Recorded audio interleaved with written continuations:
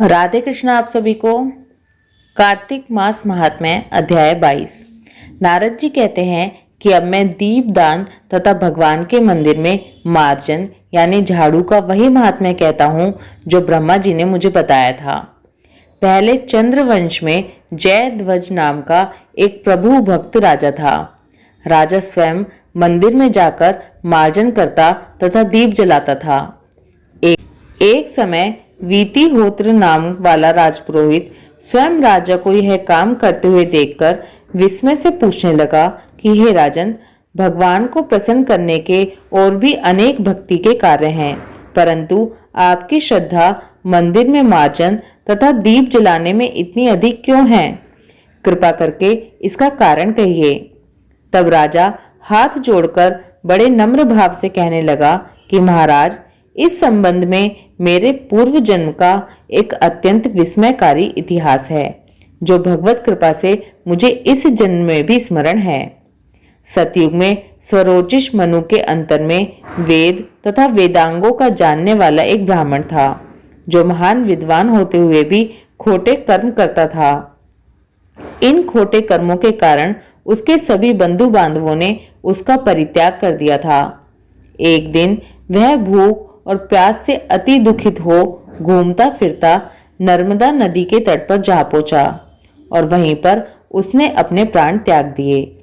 उसकी स्त्री भी व्यभिचारिणी थी, अतः उसके बंधुओं ने उसे भी घर से निकाल दिया। उसके गर्भ से दंडकेतु नाम वाला महापापी मैं उत्पन्न हुआ, परंतु स्त्री तथा पैसे के अभाव में मैंने गौ, पशु तथा अनेक मनुष्यों की हत्याएं की। एक रात्रि को किसी दूसरे की स्त्री से भोग करने की इच्छा से एक सूने मंदिर में गया। वहां जाकर कपड़े से स्थान साफ किया, फिर दीपक जलाया। इतने में उस शून्य मंदिर में दीपक जलता हुआ देखकर गांव के रक्षक वहां आ गए और उन्होंने मुझे चोर या डाकू समझकर लाठियों से मार डाला। देह से प्राण निकलते ही भगवान के दूत वहां आ गए और उन्होंने मुझको सुंदर विमान में बैठाकर वैकुंठ को ले गए। कार्तिक के महीने में भगवान के मंदिर में दीपक जलाने तथा झाड़ू देने से मुझे इतना फल मिला कि कई कल्पों तक स्वर्ग में सुख भोगकर फिर चंद्रवंश में मैंने जन्म लिया है। यदि श्रद्धा और भक्ति पूर्वक कार्तिक के महीने में यह सब कार्य किए जाएं, तब तो उसके पुण्य का कहना ही क्या है, अनंत फल प्राप्त होता है। नारद जी कहते हैं, हे राजा पृथु, अब दूसरे के दीपक जलाने का महात्म्य सुनो। मनु के वंश में रैवत नामक राजा का भद्र बुद्धि नाम वाला पुत्र था। फिर उसके यहाँ महापराक्रमी सुदर्शन नाम का पुत्र उत्पन्न हुआ। भद्र बुद्धि की राजधानी नर्मदा के तट के समीप महेंद्र पर्वत पर थी। एक समय सुदर्शन वन में शिकार खेलने के लिए गया। अपने साथियों के साथ घूमते फिरते समय उसने नदी के उस पार एक सुंदर कन्या को देखा। तब अपने साथियों को वहीं पर छोड़ घोड़े पर सवार हो सुदर्शन तत्काल नदी के उस पार जा पहुंचा। वहां उस रूपवती कन्या को देखकर वह उस पर मोहित हो गया। कन्या भी शोभा युक्त उस बलशाली वीर पुरुष को देखकर लज्जा को प्राप्त हुई। फिर सुदर्शन के पूछने पर उस कन्या ने बतलाया कि वह गौड़ राजा की पुत्री है और उसका नाम मदनालसा है। अपनी सखियों के साथ क्रीड़ा करने के लिए यहाँ पर आई है। तत्पश्चात उन दोनों ने गंधर्व रीति से वहीं पर अपना विवाह कर लिया और कुछ समय तक नर्मदा नदी के तट पर विहार करके पुनः अपने घर पर आकर आनंद पूर्वक रहने लगे। कुछ समय बाद राजा भद्रबुद्धि अपने पुत्र सुदर्शन को राज्य सौंपकर वन में चला गया। तत्पश्चात सुदर्शन बड़ी राजनीति से राजकाज चलाने लगा। रानी मदनालसा सदा अपने पति को विष्णु भगवान की पूजा का उपदेश करती रहती थी। इस प्रकार दोनों ही भगवान के बड़े भक्त थे। उन्होंने भगवान का स्वर्ण मंदिर बनवाया।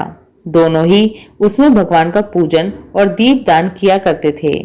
एक समय रानी मंदिर में दीपक जला रही थी कि उसी समय राजा ने उसको बुलाया, परंतु दीपक जलाकर आने में रानी को कुछ देरी हो गई। तब सुदर्शन ने क्रोधवश में आकर कहा कि तुम तो कहा करती थी कि पति ही स्त्री का देवता है, फिर इस दीपदान में इतनी देर लगाकर तुमने मेरा अनादर क्यों किया? यदि देर से आने का कोई गुप्त कारण है तो बताओ।